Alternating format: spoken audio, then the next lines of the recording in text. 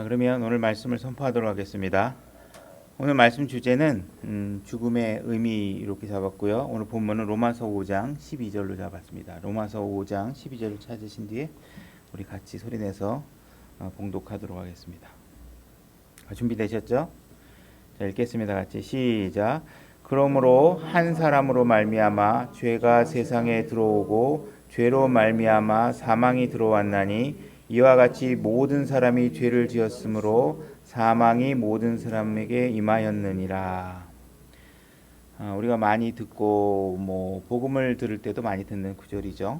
그래서 우리가 죄 때문에 모든 사람들이 사망에 이른다는 아주 일반적인 성경적 교리입니다. 그죠? 이 사실은 누구도 피할 수 없죠. 근데 우리가 이제 죽음에 관해서 오늘 의미를 이제 몇 가지를 이제 살펴볼 텐데, 우리가 그 아담이 선악과를 먹으면 하나님께서 너희가 이 동산 한가운데 있는 선악과를 먹으면 반드시 죽으리라 이렇게 얘기를 했는데, 우리가 선악과를 먹고 난 이후에 아담과 이브가 바로 안 죽었죠. 그죠? 그래서 이제 우리가 이것은 우리가 영적으로 죽은 것이다. 이런 표현들을 우리가 상황들을 설명하기 위해서 써왔어요. 그죠? 써는 분들이 많이 계시고 지금도 많이 사용하고 있고 그래서 그 표현이 틀렸다 이렇게 얘기할 수 있는 건 아니지만 우리가 성경에 근거해서 성경이 말하고 있는 부분만 오늘 한번 좀 살펴보려고 해요. 그래서 성경에는 우리가 영적으로 죽었다, 육적으로 죽었다 이렇게 해서 뭔가 영적 죽음과 육적 죽음을 구별해서 얘기하는 거는 성경에 언급되어 있는 거는 없습니다. 단지 이제 우리가 성경에서 언급하고 있는 것은 첫째 사망과 둘째 사망이라는 것이 성경에 언급되어 있죠. 그래서 우리가 한번 성경을 찾아보면서 죽음에 관해서 어떤 의미를 우리가 찾아볼 수 있는지 오늘 좀 살펴보려고 합니다. 자, 로마서 6장 23절로 가보겠습니다. 로마서 6장 23절 같이 읽어보겠습니다. 준비 시작. 죄의 싹은 사망이나 하나님의 선물은 예수 그리스도 우리 주를 통해 얻는 영원한 생명이니라. 모든 사람들은 죽게 되죠. 그죠? 언젠가는 반드시 죽습니다. 유일한 희망이 있다면 우리 죽기 전에 우리가 휴거를 받게 되면 이 죽음의 맛을 볼 기회가 이제 사라지겠죠. 그대로 들려 올라갈 텐데 어쨌든 우리 모든 사람들에게 사망이 오는데 그 사망이 주어진 이유가 뭐냐면 죄의 싹스로 주어졌다고 얘기하고 있습니다. 그러니까 죄를 치른 대가로서 사망이 주어진 것이죠. 그죠? 그래서 우리 모든 사람들은 아담이 지은 죄로 인해서 모든 인류가 죽을 수밖에 없는 상황에 놓여 있다라는 전제를 로마서에서 깔고 있는 것이죠. 그래서 우리에게 지금 주어진 사망은 우리가 죽는 문제, 우리나 누구나 죽음에 대한 두려움을 갖고 있죠. 그래서 어떻게 하면 우리가 오래 살 수 있을까, 죽음을 피할 수 있을까, 조금 더 오래 살 수 있을까 이런 부분에 대한 고민들을 많이 하고 있고 우리가 많은 노력을 몸의 어떤 수명 연장을 위해서 많이 하고 있죠. 그런데 이 조금 더 어떻게 우리가 좀 연장을 할 수 있는 기술적인 능력이 있는지 모르지만 이 사망은 누구도 피할 수 없다. 자, 전도서 8장 8절로 가보겠습니다. 준비 시작. 영을 다스리는 권능이 있어 영을 머무르게 할 사람이 없고 죽는 날에 권능을 가진 사람도 없으며 그 전쟁에서는 면제받는 것도 없나니 사악함도 자기에게 넘겨진 자들을 건져내지 못하리라. 자, 전도서에서도 분명히 얘기하고 있는 건 뭐냐면 죽음을 이길 수 있는 사람이 아무도 없다는 것입니다. 뭔가 죽음이 나를 엄습하고 그 죽음의 권능이 나를 덮칠 때 그것을 이길 수 있는 사람은 아무도 없어요. 그래서 분명히 우리는 아무도 죽음에서 이 문제를 스스로 해결할 수 있는 사람이 아무도 없다. 근데 이렇게 절망적인 상황으로 끝나면 우리에게 아무 소망이 없겠죠. 그죠? 근데 이 죽음을 유일하게 이길 수 있는 유일한 분이 한 분이 계십니다. 요한복음 10장 17절로 가보겠습니다. 아버지께서 나를 사랑하시나니 이는 내가 내 생명을 다시 취하려고 그것을 내놓았기 때문이라. 아무도 그것을 내게서 빼앗지 아니하며 내가 스스로 그것을 버리노라. 내게는 그것을 버릴 권능도 있고 그것을 다시 취할 권능도 있노라. 나는 이 명령을 내 아버지에게서 받았느니라. 예. 자, 아까 우리 전도서에서 읽을 때는 우리 모든 인간들은 죽음의 권능에 싸워서 이길 수 있는 사람이 아무도 없다고 얘기하고 있는데, 지금 예수 그리스도는 분명히 이 부분을 나는 죽음을 내 마음대로, 내가 죽음을, 내 생명을 내 의지로 내어줄 수도 있고 다시 취할 수도 있는 것이다. 우리가 아까 읽었지만 죄라는 것은 그러니까 사망이라는 것은 죄의 삭수로 주어진 거잖아요. 그죠? 그러나 예수 그리스도는 죄가 없으신 분이시기 때문에 이 사망으로부터 자유로우실 수 있는 분이겠죠. 그래서 이 예수 그리스도가 사망을 이기실 수 있는 이 분이 우리에게 이제 구원자로 다가와 계신다는 것입니다. 그리고 우리가 신명기 24장 16절로 가보겠습니다. 신명기 24장 16절. 제가 읽겠습니다. 자녀들로 인하여 아버지를 죽이지 말며 아버지들로 인하여 자녀들을 죽이지 말라. 각 사람은 자기 죄로 인하여 죽을 것이니라. 자, 아버지가 죄를 지은 것 때문에 내가 그 죄의 값을 치른다든지, 내가 지은 죄 때문에 내 아버지가 죄의 값을 치러야 될 이유가 하나도 없다. 이것이 성경이 신명기에서 얘기하고 있는 것입니다. 그래서 내 죄는 정확하게 나를 향하고 있고, 내 아버지 죄는 정확하게 아버지를 향하고 있는, 친구도 마찬가지고 내 형제도 마찬가지고 자기의 죄가 자기를 향하고 있을 뿐이지 내 죄가 다른 사람에게 값을 요구하거나 다른 사람의 죄가 나에게 그 값을 요구할 일은 전혀 없다라는 것이죠. 그죠? 그래서 역대하 25장 4절로 가보겠습니다. 이건 남유다의 아마샤 왕이라는 사람이 즉위를 하면서 자기가 왕이 될 때 어떤 일을 하냐면 자기 아버지를 죽였던 신하들을 이제에게 원수를 갚고 이제 그들을 이제 해하려고 하는 장면이죠. 그래서 4절 제가 읽어볼게요. 그들의 자녀들은 죽이지 아니하고, 그러니까 자기 아버지를 죽였던 신하를 죽이는데 그 신하만 죽이고 그 신하의 아들을 죽이지 않는다는 겁니다. 그들의 자녀들은 죽이지 아니하고 모세의 책에 있는 법에 기록된 대로 행하였더라. 거기서 주께서 명하여 이르시기를 자녀들로 인하여 아버지를 죽이지 말며 아버지들로 인하여 자녀들을 죽이지 말라. 오직 각 사람은 자기 죄로 인하여 죽을 것이니라 하셨더라. 그죠? 그러니까는 내가 죄 때문에 죽는다 할 때 내 문제는 내 죄 때문에 내가 죽는 것입니다. 그죠? 우리는 그 어느 누구도 우리가 마땅히 죽어야 할 문제에 있어서 다른 사람의 죄 때문에 내가 죽음을 당하는 일은 없습니다. 뭐 살면서 좀 억울하게 다른 사람 때문에 죽긴 했지만 그거는 순서에 관한 문제일 뿐이지 그 사람 때문에 죽지 않아도 나는 다 죽습니다. 그죠? 그러니까 이 문제는 항상 나로 인해서 모든 죄는 나의 죄로 인해서 내가 죽는 것이다. 이 부분을 우리가 이제 살펴봤고요. 로마서 7장 24절로 가보겠습니다. 그러면 우리가 죽는다고 할 때 죽는다는 것은 과연 뭐가 죽는다는 것인가? 이런 문제가 이제 하나씩 이제 풀어 나가야 될 문제겠죠. 로마서 7장 24절로 가보겠습니다. 같이 읽어볼까요? 로마서 7장 24절 준비 시작. 오 나는 비참한 사람이로다. 이 사망의 몸에서 누가 나를 건져내라. 우리는 언젠가 다 죽죠. 예수를 믿는 사람도 죽고 믿지 않는 사람도 죽습니다. 어쨌든 이 사도 바울이 지금 무엇에 대해서 고민을 하고 있냐면 이 사망의 몸, 이 몸은 어차피 죽는데 이 사망의 몸의 죽음에 같이 예속되지 않고 내가 이것으로부터 벗어날 수 있는 방법이 무엇인가? 그래서 여기에서 사도 바울은 그 사망에서 벗어나는 방법이 어떤 하오나 이렇게 어떤 방법론을 얘기하지 않고 누가 어떤 분이 나를 이 죽음에서 건져낼 수 있는 것인가라고 얘기하면서 지금 죽음의 문제를 몸에 대해서 얘기를 하고 있는 것을 보게 됩니다. 그죠?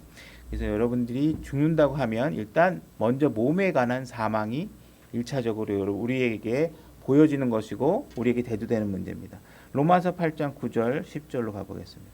로마서 8장 9절 10절 제가 9절 읽고 여러분들 10절 읽겠습니다. 그러나 너희 안에 하나님의 영께서 거하시면 너희가 육신 안에 있지 아니하고 성령 안에 있나니 이제 어떤 사람에게 그리스도의 영이 없으면 그는 그분의 사람이 아니니라.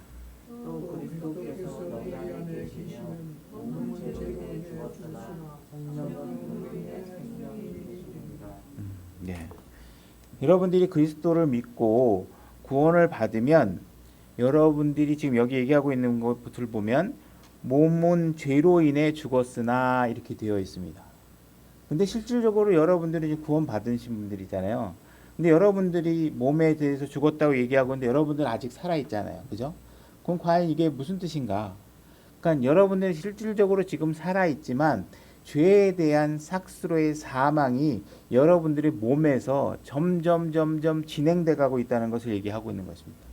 그래서 여러분들이 실제로 살아 있지만 그 결과는 사망으로 반드시 오게 돼 있죠. 그리고 여러분들은 한 걸음 한 걸음 시간적으로나 육체의 노화를 통해서 여러분들이 점점 죽음에 다가가고 있는 것입니다. 그래서 우리가 첫 번째 사망을 얘기하게 되면 그것은 바로 우리 몸의 죽음에 관해서 얘기하고 있는 것이죠. 그죠?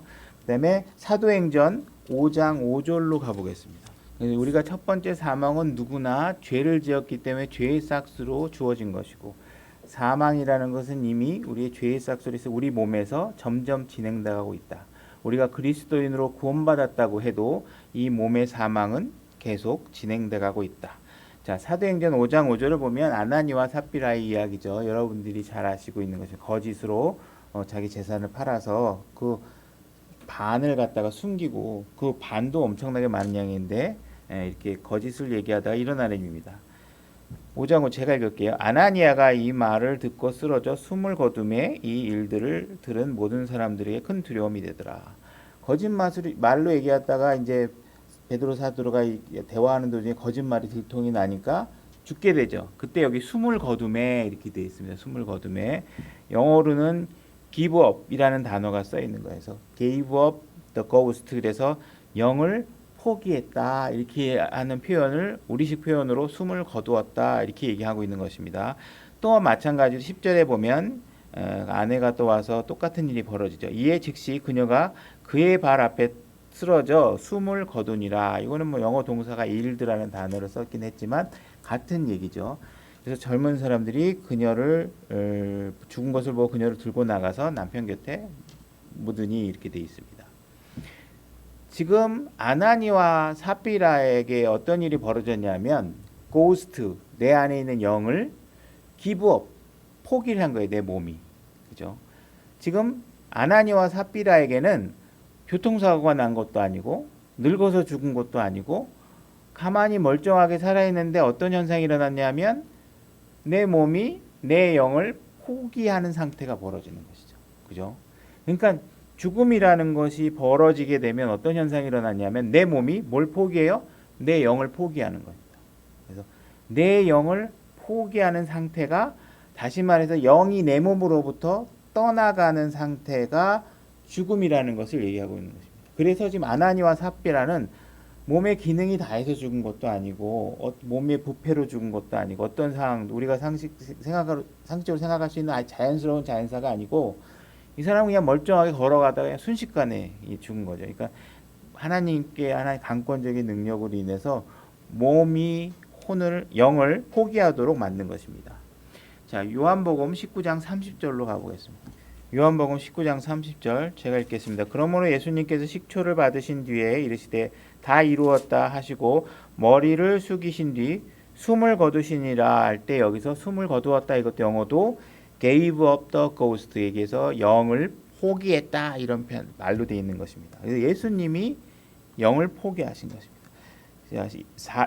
같은 장 19장 40절로 가보겠습니다. 그때 그들이 예수님의 몸을 가져다가 유대인들이 장사 지내는 방식대로 그 향품과 함께 아마포에 쌌더라. 41절. 그런데 그분께서 십자가에 못 박히신 곳에 동산이 있었고 그 동산 안에는 결코 사람을 둔 적이 없는 새 돌 무덤이 있더라. 그러므로 그들이 유대인들의 예비일로 인해 예수님을 거기에 두니 이는 그 돌 무덤이 가까이 있었기 때문이라. 자, 예수님이 돌아가실 때도 어떤 현상이 있냐면 첫 번째 어떻게 얘기했어요?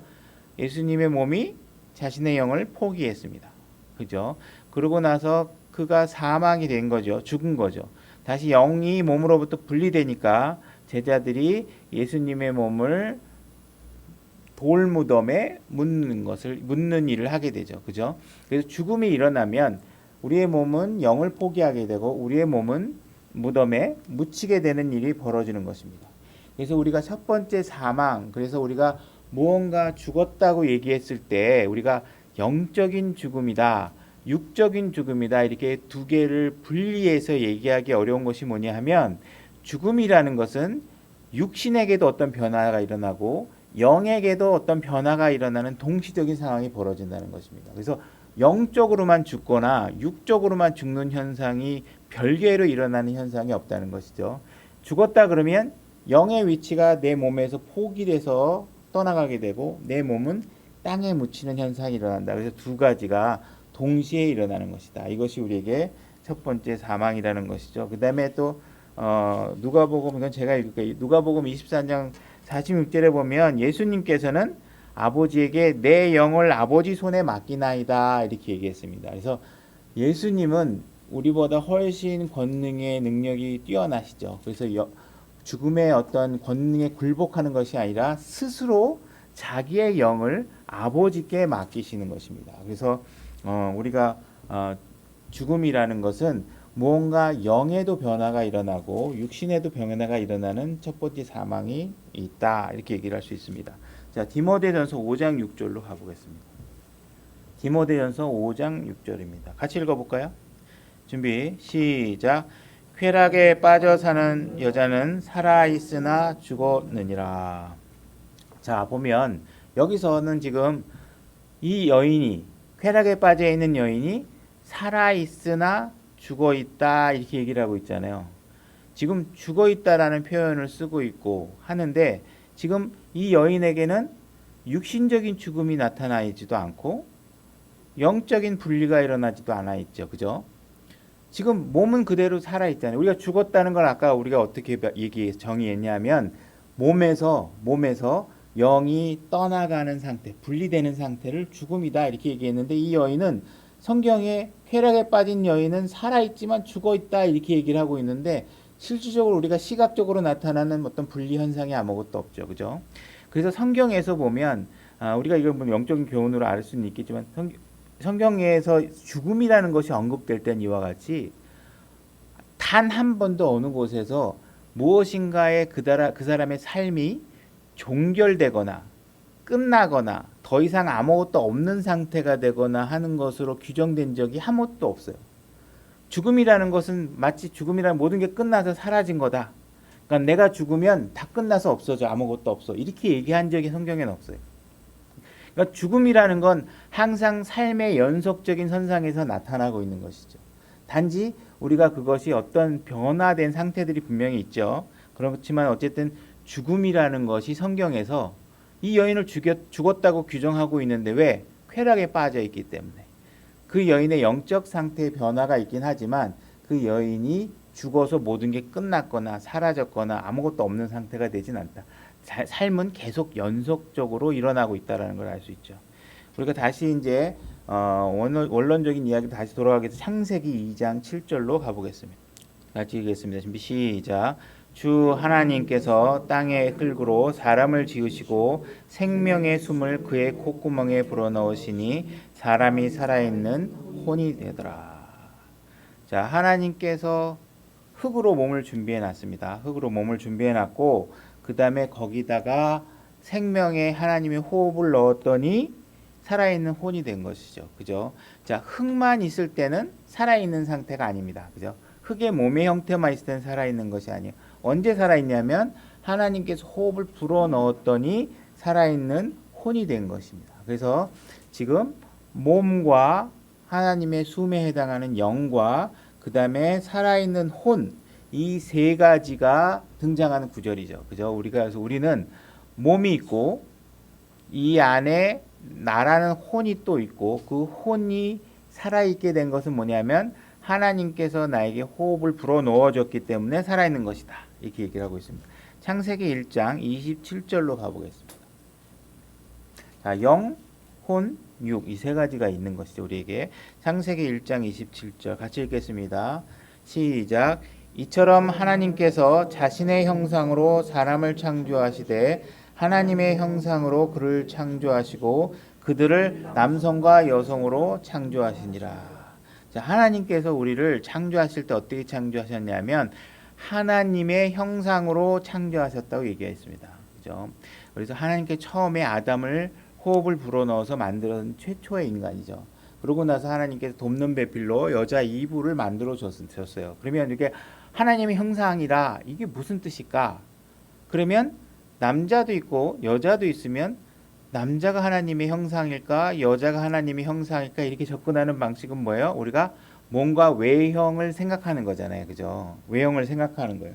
근데 그렇게 외형으로 얘기할 수 있는 문제는 아니라는 것입니다. 일단은 데살로니가 전서 데살로니가 전서 5장 23절로 가보겠습니다. 데살로니가 전서 5장 23절 같이 읽어보겠습니다. 준비 시작. 평강의 바로 그 하나님께서 너희를 온전하게 거룩히 구별하시기를 원하노라. 내가 하나님께 기도하여 너희의 온 영과 혼과 몸을 우리 주 예수 그리스도께서 오실 때까지 흠없이 보존하기 주시기를 구하노라. 자, 여기서 하나님께서 우리를 보존해 주실 때 어떻게 보존해 주시겠다 하냐면 우리의 영과 혼과 몸을 보존해 주시겠다고 얘기했어요. 그죠? 여러분의 혼만 보존해 주시겠다고 얘기한 적도 없고 몸만 하시겠다는 얘기도 없고 영만 해주겠다고 하신 적도 없어요. 무언가 여러분들이 온전한 여러분이 되려고 하면 영과 혼과 몸 이 세 가지가 하나가 되었을 때 여러분들은 온전한 여러분 자신이 되는 거예요. 안성식이라는 나은 사람이라는 것은 장례식장에 놓여있는 내 시신을 보고 이 사람이 안성식이야 라고 얘기할 수 없다는 거예요. 그건 안성식의 몸뚱아리죠. 그죠?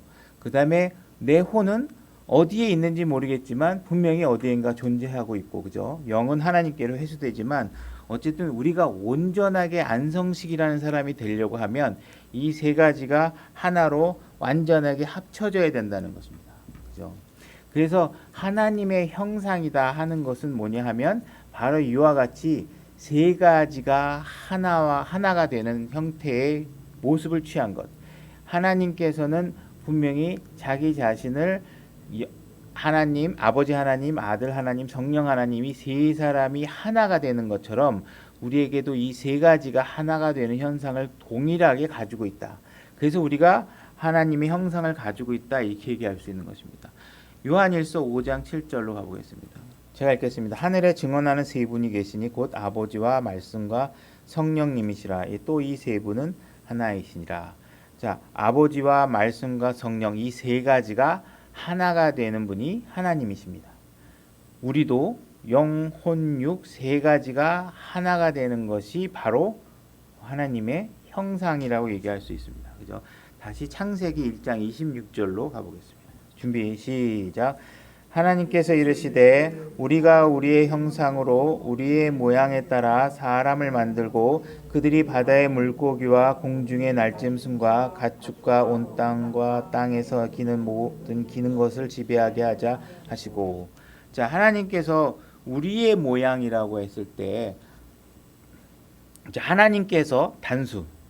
자, 한 하나님께서 무슨 일을 하시냐면 우리가 복수 하나님이 복수 형상으로 복수 모양에 따라 이렇게 되어 있는 것입니다. 그러니까 한 하나님이 자기의 형상을 얘기할 때 뭐라고 얘기하냐면 복수인 우리의 형상으로 이렇게 얘기를 하고 있습니다. 그러니까 한 하나님이 세 개의 형상을 우리에게 주신 것이다 이렇게 얘기를 하고 있는 것을 볼 수 있는 것입니다. 그래서 우리가 만약에 그냥 몸만 있다면 마치 아들 예수님만 있는 것과 같은 것이죠.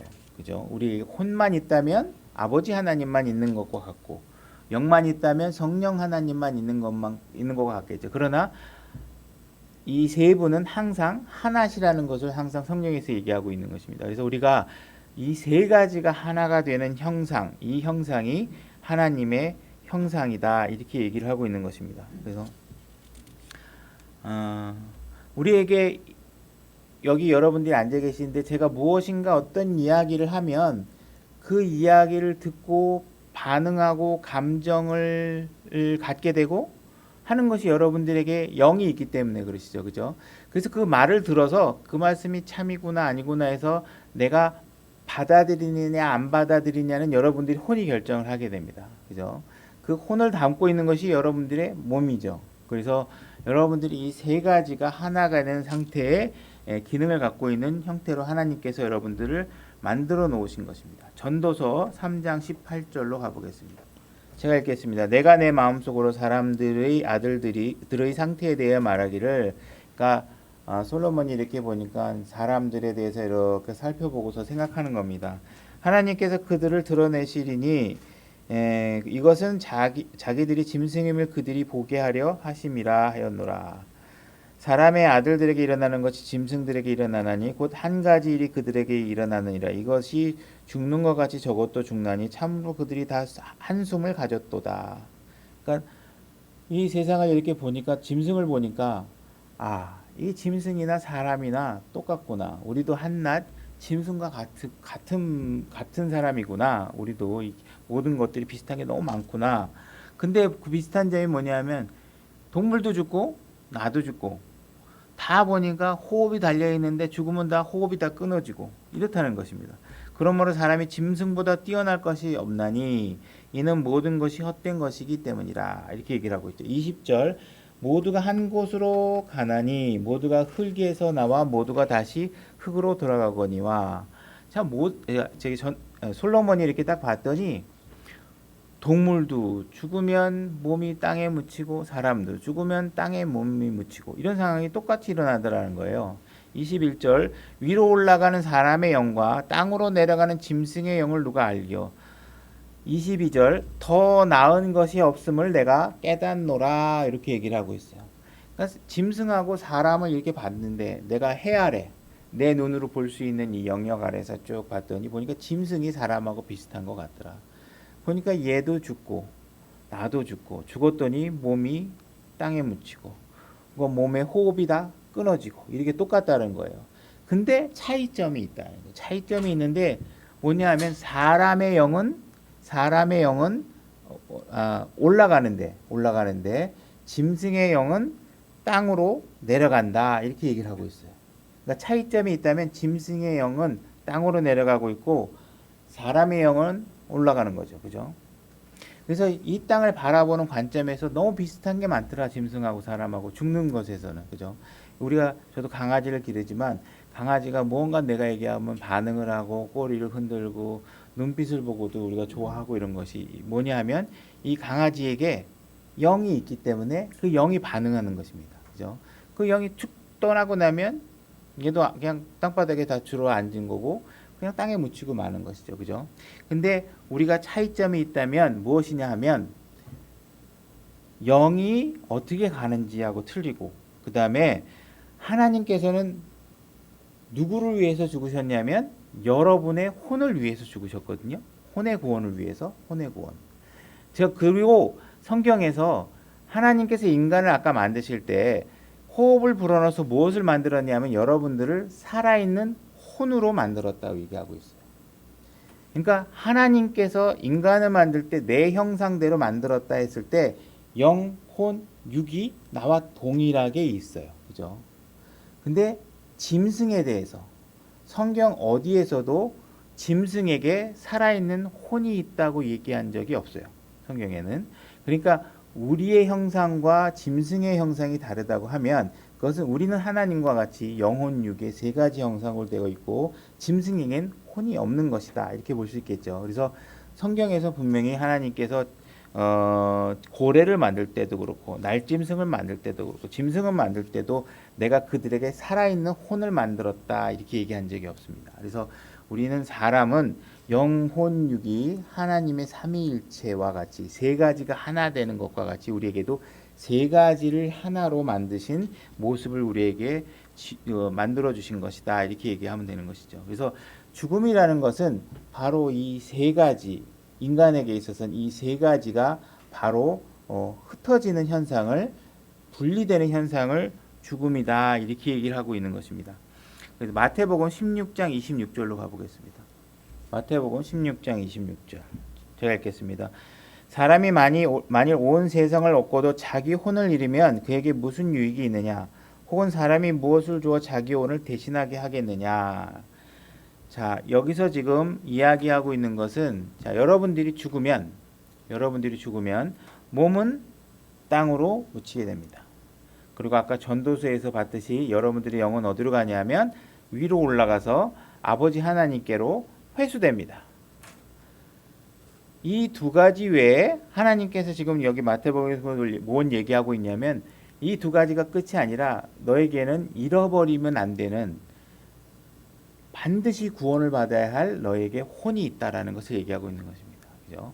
그래서 우리에게는 혼이 엄청나게 중요한 것이다. 그래서 성경적인 의미의 죽음이라는 것은 무엇이냐 하면 몸이 땅으로 가고 영은 아버지께로 가고 혼은 구원받은 사람은 아버지께 예수님께로 주님께로 구원받지 못한 사람은 지옥에로 가겠죠. 그래서 이 세 가지가 분리되는 상황을 첫 번째 죽음이다 이렇게 얘기를 하는 것입니다. 첫 번째 죽음이다.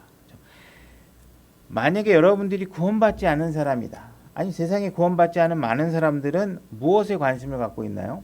하나님은 지금 여러분들의 혼의 구원에 관해서 얘기하고 있고 혼의 중요성을 얘기하고 있는데 구원받지 않는 사람들은 혼에 별로 관심이 없죠. 뭐에 관심이 있냐면 1차적으로 몸에 관심이 있습니다. 그래서 여러분들이 많은 사람들이 몸의 건강을 위해서 몸의 수명의 연장을 위해서 몸의 어떤 그 치장을 위해서 그래서 몸에 많은 것들을 투자하고 몸에 많은 노력을 하죠. 그 다음에 또 하는 것이 뭐예요? 뭔가 심리치료사라든지 그죠? 어떤 음악치료 막 이렇게 해가면서 여러분들이 영을 자극해서 마치 마약을 먹는 사람들이 뭔가 뭔가 쾌감을 느끼는 것처럼 여러분들의 어떤 영적 상태를 어떤 굉장히 높은 어떤 쾌락 상태를 유지하도록 하기 위해서 굉장히 많은 노력을 합니다. 우리가 왜 카톨릭 다니세요? 이렇게 얘기를 하면은 대표적으로 듣는 이야기 중에 뭔가 하면 거기 들어가면 뭔가 엄숙한 느낌이 나고 무언가 거룩한 느낌이 난다. 이게 뭐예요? 그 사람이 영을 자극해서 무언가 영적인 흥분 상태에 놓이게 하고 영적인 거룩함에 미치게 하도록 만드는 것입니다. 그래서 여러분들이 올바른 판단 이전에 여러분들은 무언가 영적 쾌락에 의해서 판단을 흐리게 해요. 거기서 무슨 설교가 되고 무슨 내용이 되고 여러분들이 어떤 하나님의 말씀 메시지 되는 것은 별로 관심이 없어요. 갔더니 뭔가 장엄하고 거기다 갖다 내가 빌어대면 뭔가 이루어질 것 같은 여러분들의 영적 상태를 굉장히 쾌락으로 느끼게 해주는 것이죠. 그러나 성경은 분명히 얘기하고 있습니다. 여러분들이 영과 몸은 하나님께서 그렇게 관심을 갖고 있는 부분이 아니에요. 하나님께서 관심을 갖고 있는 것은 바로 여러분들의 혼이라는 것입니다. 이 세상의 모든 것을 갖고 있다. 여러분들이 엄청난 영적 쾌락에 놓기 위해서 수많은 프로포폴을 맞고 몰에서 여러분들이 막 하이에 있다 그러죠. 뭔가 이렇게 붕 뜬 상태에 있고 싶던 그런 것들은 여러분들이 혼을 구할 수 있는 방법으로 사용될 수 있는 게 아무것도 없어요. 그렇죠? 그러니까 여러분들은 혼의 구원을 관심을 가지셔야 되고 예수님께서도 하나님께서도 우리에게 혼의 구원을 얘기하고 있는 것입니다. 그래서 그 다음에 우리가 죽음이라는 것을 얘기하게 되면 항상 아담의 죄의 문제부터 생각을 하게 되겠죠. 그죠? 자, 아담이 죄를 지었어요. 그런데 아담은 죽지 않았어요. 이브도 죽지 않았어요. 그들에게 가인과 아벨이 태어납니다. 그랬는데 아벨은 하나님께 합당한 헌물을 드렸고 가인은 합당하지 않은 헌물을 드려서 하나님께서 아벨의 헌물을 의롭게 받으셨어요. 가인 거는 받지 않으셨어요. 그랬더니 어떻게 했냐면 가인이 아벨을 죽였습니다. 그죠? 자, 죄는 아담이 지었어요. 죽지 않았어요. 이브도 지었어요. 죽지 않았어요. 가인은 아담과 이브로부터 죄의 유전을 받은 사람으로서 처음부터 살인자였던 마귀에게 자신을 내어주고 아벨을 죽이게 됩니다. 그런데 가인은 죽지 않습니다. 누가 죽었어요? 의로웠던 아벨이 죽게 됩니다. 이 지상에 태어난 모든 사람 중에 처음으로 이 땅에서 몸으로부터 떨어져서 이 땅을 떠난 첫 번째 사망의 주인공은 뭐냐면 의로웠던 아벨이었다는 것입니다. 히브리서 11장 4절로 가보겠습니다. 자, 읽겠습니다. 시작. 믿음으로 아벨은 가인보다 더욱 뛰어난 희생물을 하나님께 드리고 그것으로 말미암아 자기가 의롭다는 증거를 얻었으니 하나님께서 그의 예물들에 대하여 증언하시느니라. 그가 죽었으나 믿음으로 여전히 말하고 있느니라. 자, 인간이 죄를 짓고 가장 먼저 죽은 사람은 의로웠던 아벨이었다는 것은 굉장히 시사하는 바가 큽니다. 이야기가 너무 확장될 수는 있겠지만 어쨌든 여기서 죽음에 관해서만 얘기하면 믿음으로 아벨은 이렇게 되어 있습니다. 아벨은 믿음으로 했습니다. 자, 믿음은 어디에서부터 나오죠? 믿음은 어디서부터 나옵니까? 들음으로부터 나오죠. 그죠? 믿음은 들음으로부터 나오고 우리 신약에서는 그 들음은 하나님의 말씀으로부터라고 얘기되어 있습니다. 그죠? 그럼 아벨이 하나님께 어린 양의 살찐 기름진 어린 양을 하나님께 희생물을 드릴 때 아벨이 자기 스스로 판단해서 이게 하나님이 좋아하실 거야라고 판단해서 드린 게 아니라 어떻게 했다는 거예요? 믿음으로 했다는 건 하나님께서 기록은 없지만 하나님께서 분명히 내가 어떤 방식을 요구한다고 얘기했고 아벨은 그 말씀에 순종해서 어린 양을 희생물을 드린 겁니다.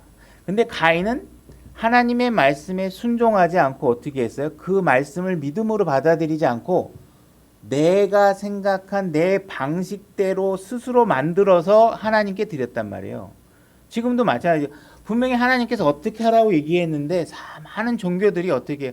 하나님이 말씀하신 대로 안 하고 하나님은 이런 걸 좋아하실 거야.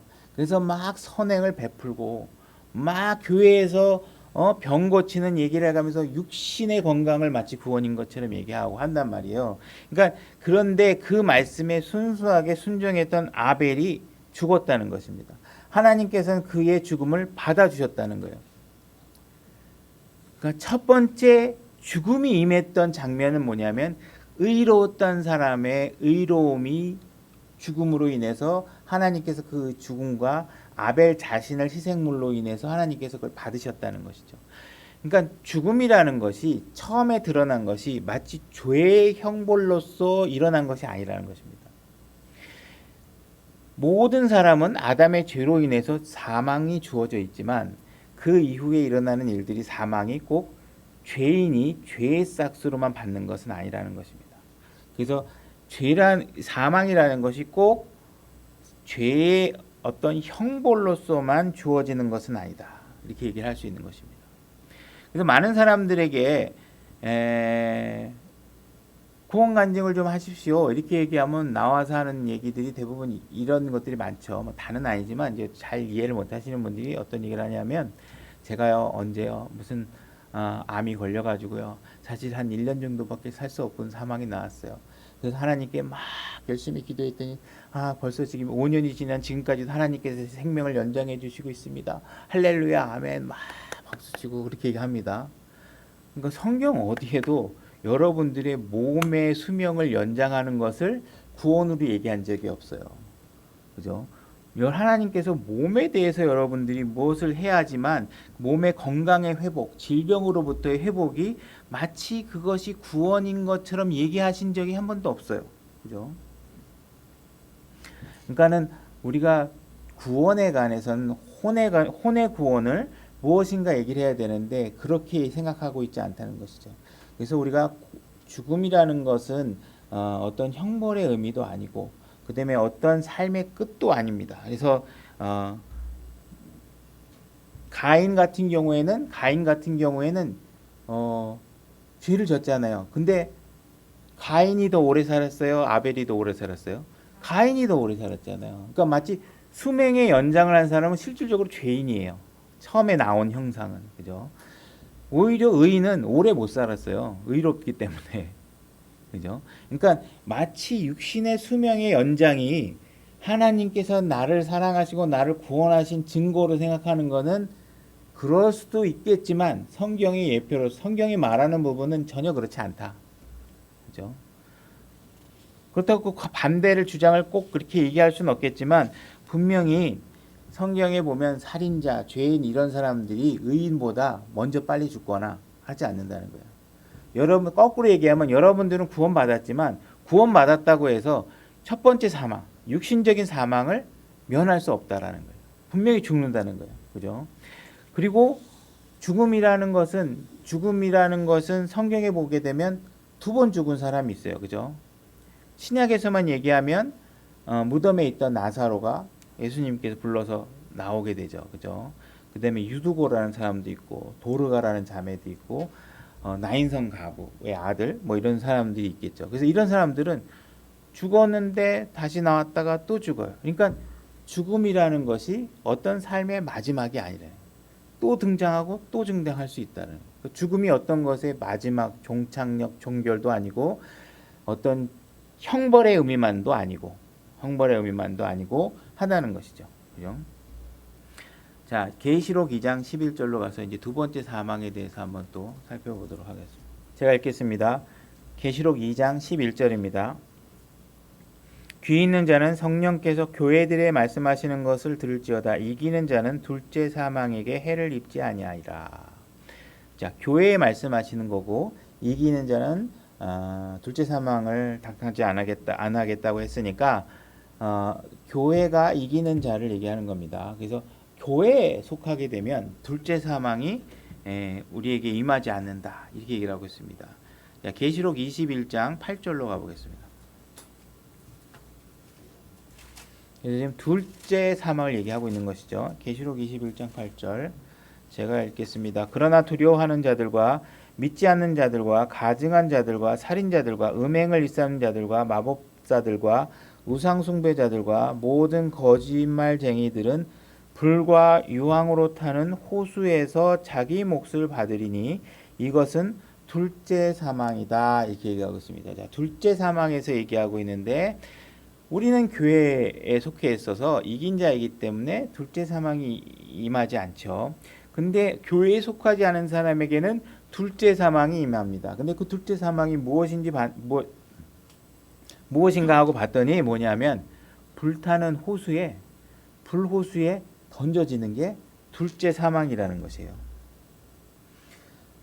자, 둘째 사망이 분명히 하나님께서 있겠다고 얘기하고 계시는 것입니다. 이것은 누구에게 임하느냐? 교회에 속한 우리에게는 임하지 않죠.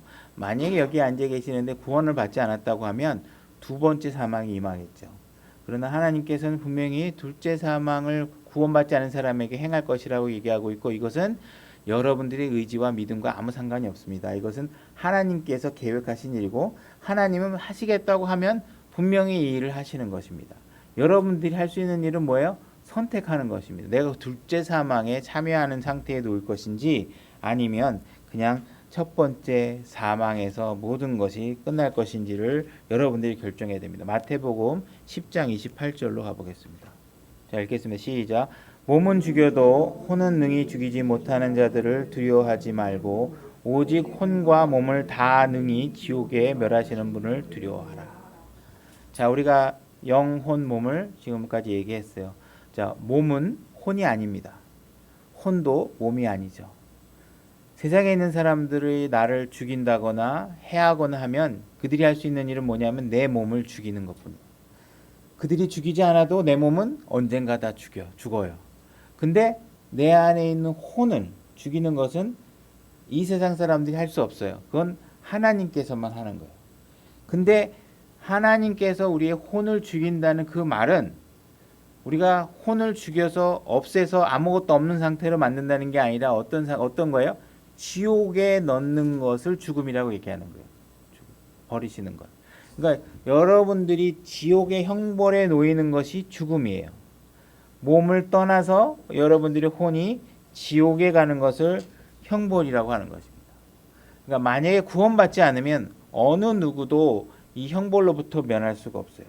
그리고 이 혼을 지옥에 보내실 수 있는 분은 오직 하나님만 하는 거예요. 제가 여러분들에게 누군가가 저에게 에이 지옥에나 가라 그래서 그런 얘기를 할 수 있잖아요. 그럼 그 사람이 지옥에나 가라 한다 그래서 그 사람이 날 지옥에 보낼 수 있느냐? 그럼 못 보내요. 그죠? 그러니까 우리는 사람을 두려워할 이유가 없죠. 그죠? 그들은 어차피 죽을 내 몸을 죽일 수 있을 뿐이에요. 근데 하나님에게 순종하지 않으면 내 혼이 지옥에 가는 문제가 생겨요. 그죠?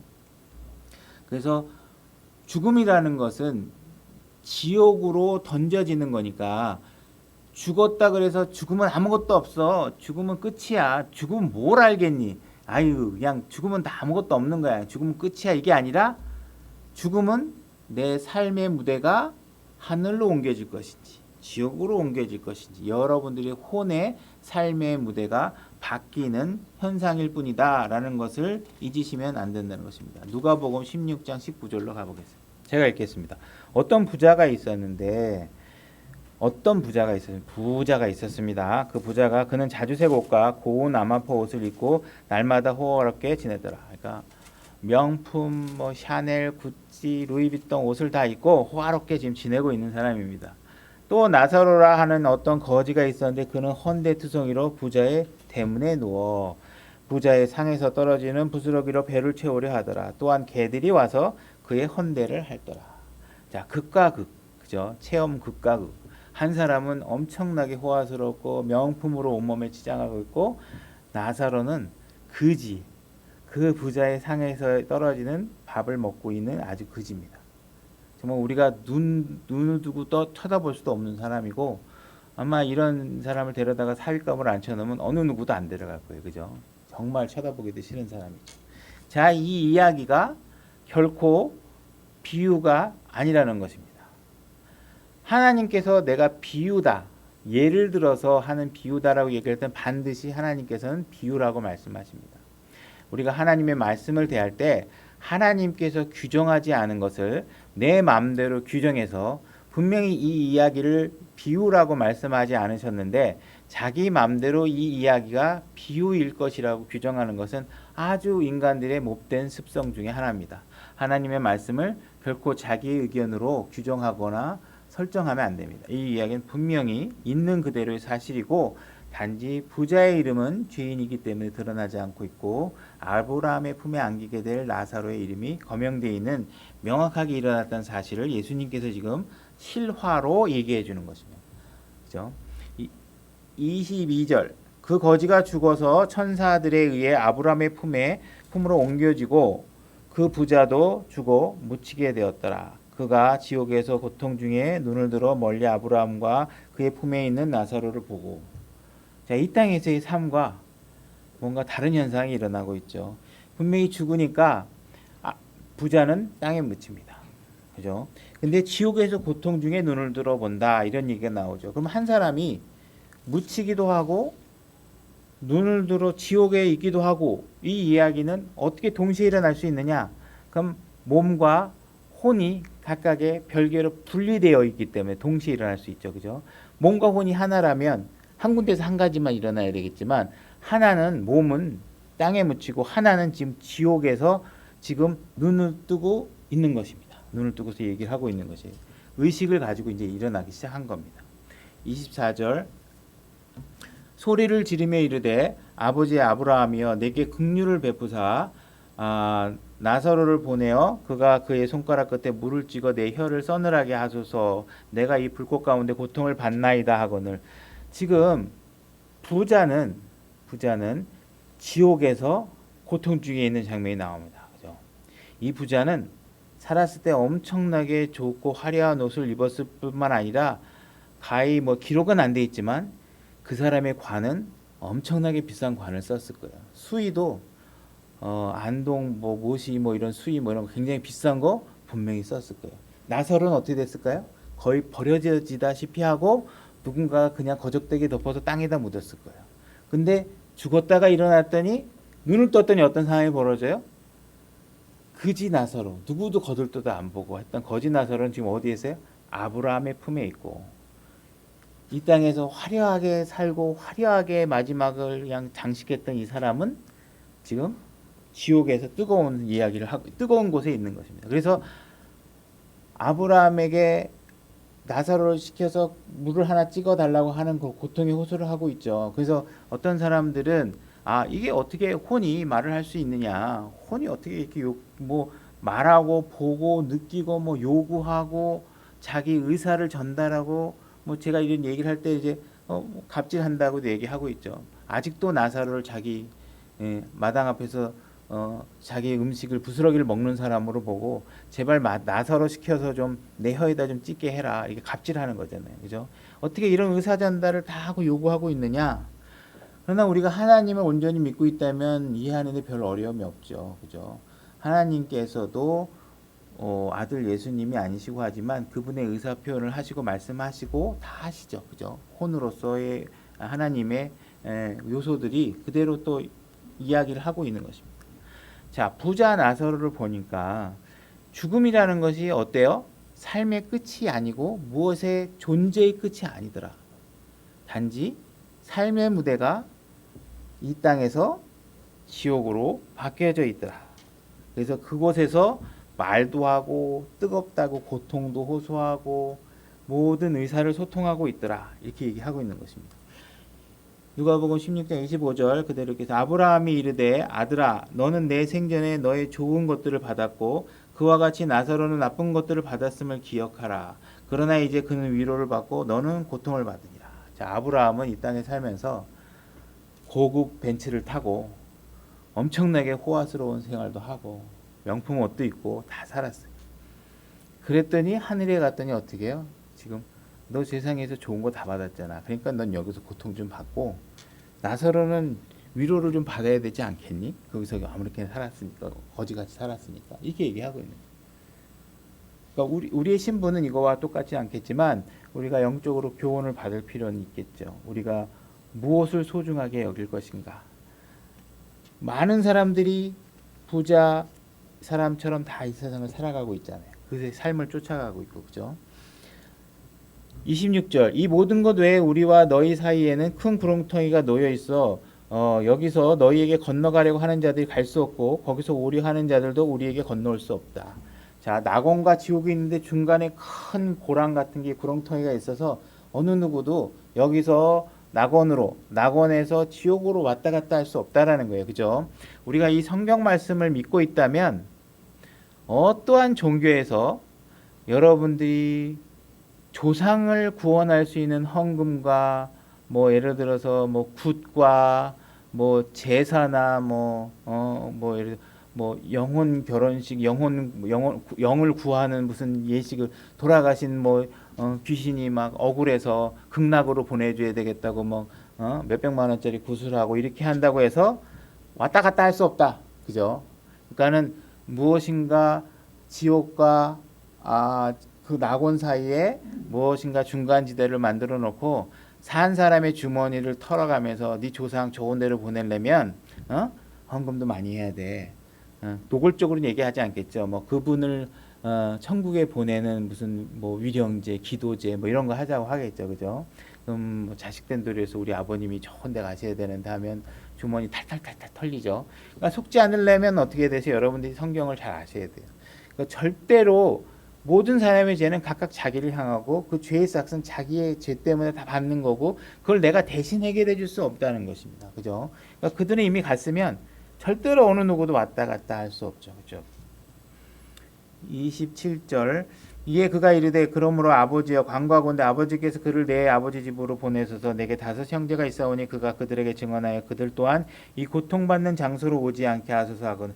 지금 부자 나사로가 지옥에 있으면 너무 괴로워가지고 제발 자기 형제들에게 누군가를 보내서 이곳에 오지 않게 해달라 이렇게 얘기하고 있습니다. 저는 이 대목을 읽으면서 요즘 세상으로 보면 굉장히 인간적인 사람 같아요. 자기 친족을 걱정하잖아요. 형제들을 걱정하고 요즘 형제 걱정하고 형제의 어떤 삶의 어떤 고통의 무게를 위해서 기도하고 고민하는 사람들이 있나요? 별로 요즘은 없는 거예요. 자기 자식도 갖다 버릴 판인데 내가 귀찮으면. 어쨌든 간에 그것이던 그 사람의 인격이 그랬다 그래도 결국 이런 인격적인 문제, 도덕적인 문제가 지옥을 벗어나게 해줄 수는 없다라는 것을 우리가 알아야 되고 때로는 우리가 육신의 몸을 떠나서 그의 지각이 열어서 순수한 상태가 됐는지도 모르겠죠. 어쨌든 우리가 인간적인 방법이 우리 마음속에 있다 그래서 그것이 지옥으로부터 구원받는 어떤 지렛대가 절대로 될 수 없다라는 것을 아셔야 됩니다. 아브라함이 그에게 이르되 그들에게 모세와 대언자들이 있으니 그들이 저들의 말을 들을 것이라 하매 그가 이르되 아니니이다. 아버지 아브라함이 만일 어떤 사람이 죽은 자들로부터 그들에게 간다면 그들이 회개하리이다 하니 이렇게 얘기하고 있습니다. 자, 이 사람들은 지금 죽은 사람이 무언가 나사로든 누구든 죽은 사람이 가서 부활해서 자기 가족들에게 진짜 지옥이 있어. 절대로 여기 오면 안 돼 하고 얘기해주면 그들이 여기 안 올 텐데 하면서 좀 뭐 아브라함에게 그런 부탁을 하는 거죠. 근데 아브라함이 얘기 대답은 뭐야? 명쾌하게 다 필요 없다. 우리가 보고 있는 성경책, 이 기록된 성경책을 믿지 않는다면 그건 아무 의미가 없는, 그건 누가 해도 상관없다. 누가 해도 그들은 받아들이지 않을 것이다. 그 이후에 그들에게는 이미 요나의 기록이 있었고 예수님께서 그 이후에 죽으시고 그죠? 근처에 어느 동산 무덤에 돌무덤에 묻혔다가 걸어 나오시는 것을 당대의 많은 사람들이 목격하기도 했고 증언을 통해서 알았지만 그들은 절대로 변하지 않았던 것이죠. 그것이 그들의 믿음을 변화시키지 않았던 거예요. 오히려 예수 그리스도의 추종자들을 죽이기까지 했던 것이죠. 그죠? 그래서 예수님께서 얘기하는 건 너희들이 내가 기록한 성경책을 믿지 않는다면 뭐 어떠한 표적과 기적을 해도 그들은 안 믿는다. 그러니까 그것은 불필요한 일이다. 이렇게 얘기를 하고 있습니다. 많은 사람들이 교회는 어때야 된다. 무엇이 있어야 된다. 음향 시설이 좋아야 돼요. 뭐 교회라는 것은 뭐 마이크도 좋아야 되고 뭐도 있어야 되고 상담실도 있어야 되고 뭐도 있어야 된다고 얘기하지만 그런 것들은 우리가 하나 되는 교회를 만드는 데 있어서 별로 커다란 도움이 되는 이야기가 아닙니다. 그래서 우리가 믿던 믿지 않던 이런 하나님의 일들은 그대로 기록되는 대로 일어나는 것입니다. 그래서 우리가 진정으로 하나님 말씀에 순종하는 일에 관심을 갖지 않고 주변에 일어나는 일들, 어떤 부자가 살았던 그런 궤적의 행동들에 따라서 우리가 무엇을 치장하는 데 관심을 갖게 되면 정작 우리가 중요하게 생각해야 될 혼의 구원에 초점을 놓칠 수가 있다. 이렇게 아셔야 됩니다. 빌립보서 1장 21절로 가보겠습니다. 제가 읽겠습니다. 내게는 사는 것이 그리스도시요 죽는 것이 이득이니라. 그러나 내가 육체 안에 산다면 이것이 내 수고의 열매니라. 그럼에도 내가 무엇을 택할지 알지 못하노니 더 나아서 그리스도와 함께 있기를 바라며 내가 둘 사이에 끼어 있느니라. 그것이 훨씬 더 좋으나 그럼에도 불구하고 육체 안에 거하는 것이 너를 위해 더 필요하니라. 지금 사도 바울이 얘기하고 있는 것은 내가 그리스도 안에 있지만 예수 그리스도 안에 있지만 내가 죽는 것이 더 이득이다. 이렇게 얘기를 하고 있습니다. 그래서 사도 바울은 지금 내가 죽음의 문을 딱 열고 나가면 내 삶의 위치가 더 좋은 상태, 주님과 함께 더불어 하는 삶으로 내가 갈 수 있다. 내가 이것을 알 수 있다. 하지만 내가 지금 무엇인가 여러분들에게 무엇인가 할 수 있는 것을 위해서 이 땅에 남아 있다. 이 얘기를 하고 있는 것이에요. 그러니까 사도 바울이 얘기하는 것은 내가 내 혼이 떠나서 예수 그리스도와 더불어 살게 되면 어떤 현상이 일어나게 돼요? 내 이 땅에서 삶은 죽는 거예요. 이 땅에서 삶은 떠나잖아요. 그죠? 내 몸은 죽고, 그죠? 내가 그리스도와 있는 것이 분명히 좋지만 내가 그렇게 하지 못하고 내 혼과 영이 내 몸으로부터 떠나지 못하는 것은 뭔가 너희들과 함께 있어야 된다. 이 얘기를 하고 있는 것이에요. 그죠?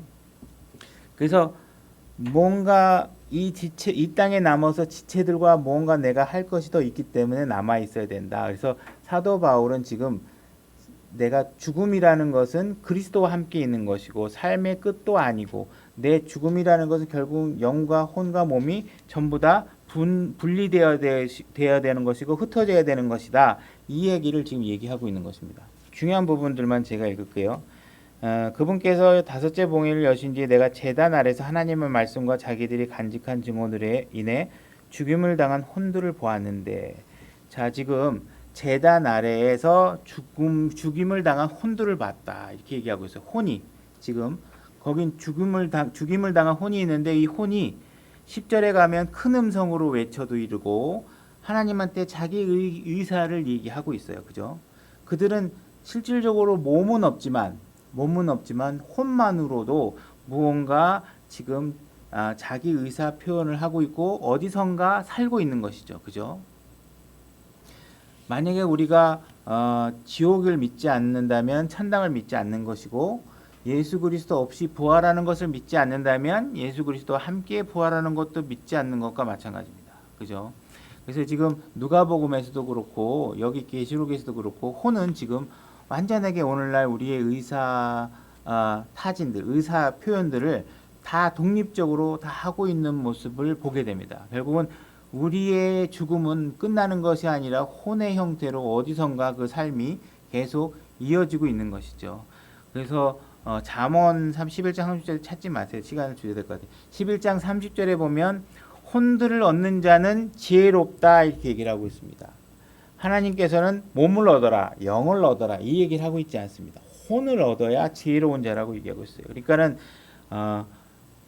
분명히 모든 사람들에게는 죽음이라는 것이 일어나서 몸이 분리되지만 우리가 반드시 놓치지 말아야 될 것은 여러분들의 혼이다 이 얘기를 하고 있습니다. 야고보서 1장 21절로 가보겠습니다. 야고보서 1장 21절 이거 한번 같이 읽어보겠습니다. 준비 시작.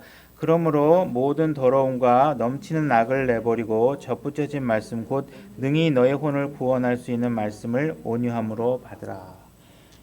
여러분들이 혼을 구원할 수 있는 방법은 여러분들 손에 들려져 있는 성경 말씀입니다. 그래서 하나님께서는 분명히 혼의 구원을 여기서 얘기하고 있습니다. 하나님께서는 어느 곳에서도 여러분들의 몸의 구원을 얘기한다거나 건강하게 오래 살아야 될 것을 얘기한 적이 없습니다. 필요 이상으로 오히려 구약에서 오래 살다가 더 많은 죄를 짓고 더 문제 있는 아들을 낳아서 악하게 기록된 사례는 있지만 우리의 몸의 수명의 연장으로 인해서 많은 도움을 얻은 적은 성경에 기록되어 있지 않습니다.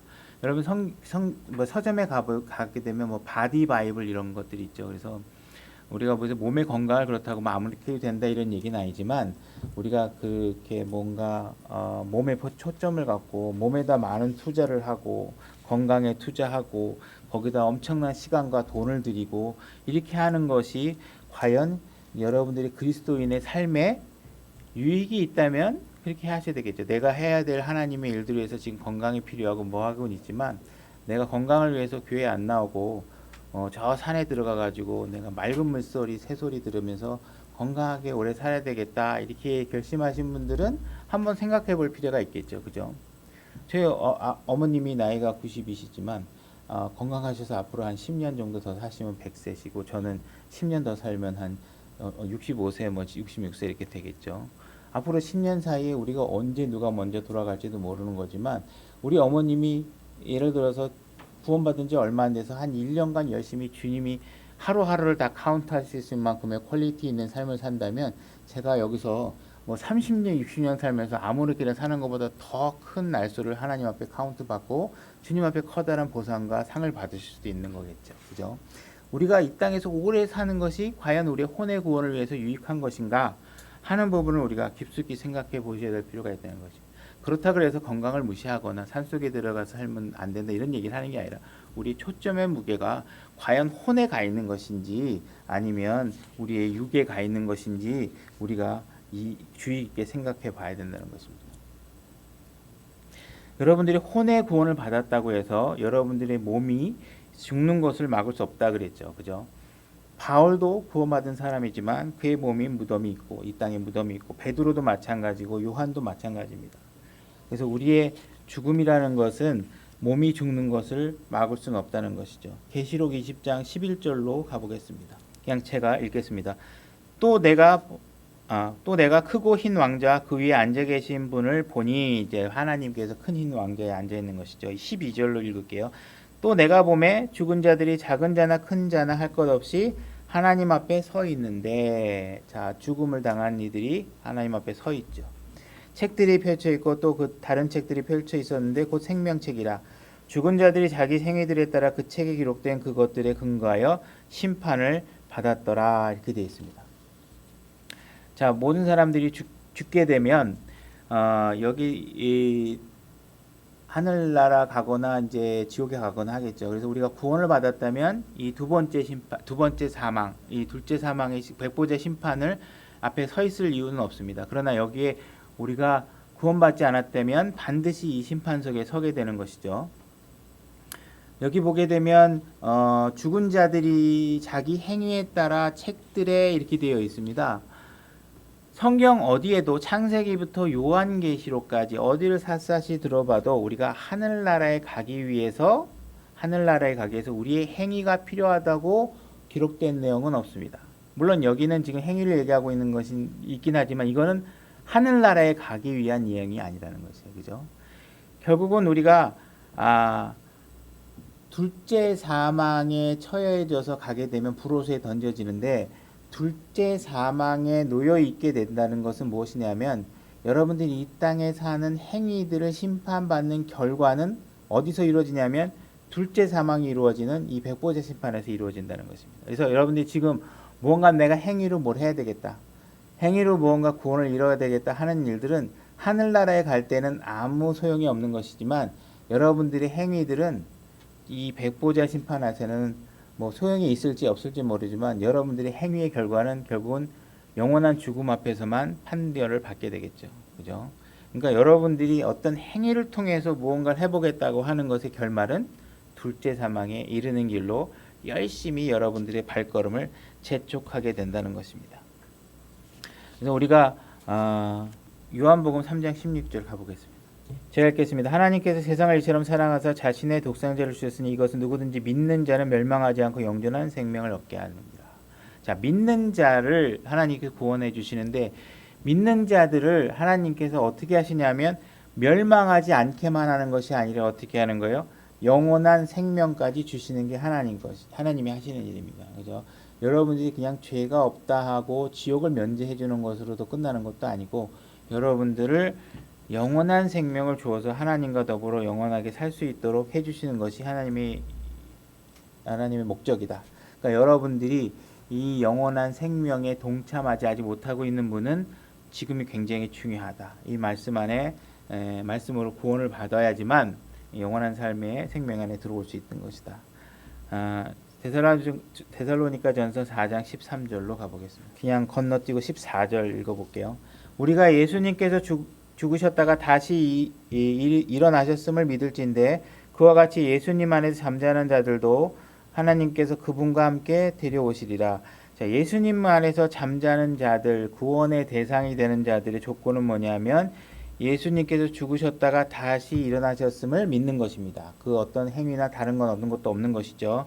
그래서 이것만이 우리를 구원할 수 있는 것입니다. 15절 우리가 주의 말씀으로 너희에게 이것을 말하노니 곧 주께서 오실 때까지 살아서 남아있는 우리가 결코 잠자는 자들보다 앞서지 못하리라. 주께서 호령과 천사장의 음성과 하나님의 나팔 소리와 함께 친히 하늘로부터 내려오시리니 그리스도 안에서 죽은 자들이 먼저 일어나고 이렇게 되어 있습니다. 자, 죽은 자들이 먼저 일어난다. 자, 여러분들이 죽으면 어떻게 되죠? 영은 하나님께 회수되고 여러분들의 혼은 예수 그리스도와 함께 있게 됩니다. 그죠?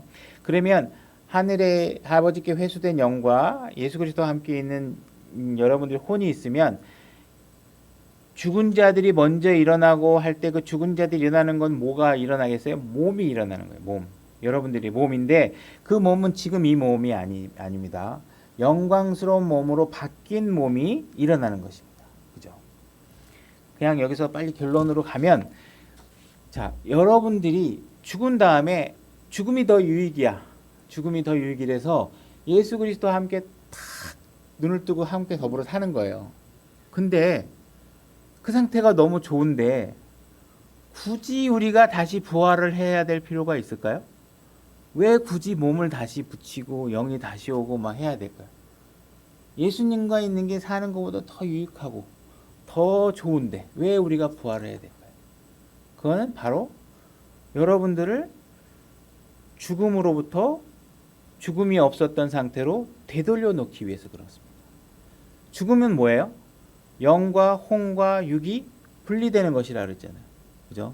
하나님께서는 더 이상 여러분들에게 사망의 권세의 흔적을 여러분들에게 놓고 싶어 하지 않으시고 여러분들은 하나님의 창조 목적에 따라 하나님의 형상에 따라 영과 혼이 하나가 된 상태로 죽음의 그림자가 없이 여러분들을 회복시켜서 하나님이 함께 영원히 살고자 하시기 때문에 그렇습니다.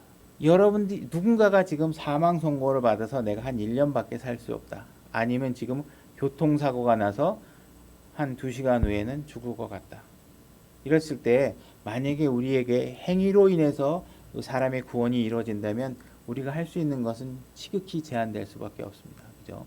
지금 우리 앞에 놓여서 한 2시간 후에 죽은 사람을 위해서 구원받기 위해선 나가서 선행을 해야 돼. 그래가지고 침대에서 막 닌게 꽂고 가가지고 어디 가서 막 선행하고 이렇게 할 수 없잖아요. 그죠?